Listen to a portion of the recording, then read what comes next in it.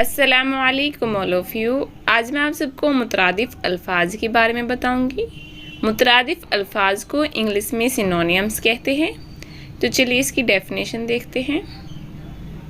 जब दो अल्फाज एक ही मानी के होते हैं या एक जैसे मानी रखने वाले अल्फाज को हम मानी या मुतरादिफ अल्फाज कहते हैं। अब आप इसके एग्जाम्पल देखिए तब आप समझोगे। हमारे अल्फाज है बहादुर।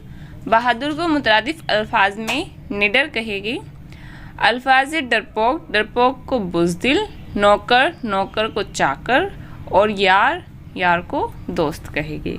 आप सब देख रहे हैं कि अल्फाज दो अलग है लेकिन इन दोनों के मानी एक ही जाहिर हो रहे हैं। जैसे यार भी हम दोस्त को ही कहेंगे और दोस्त को हम यार भी कहेंगे। चलिए आगे देखते हैं। पहला अल्फाज है उम्मीद। उम्मीद को आस। अहमक।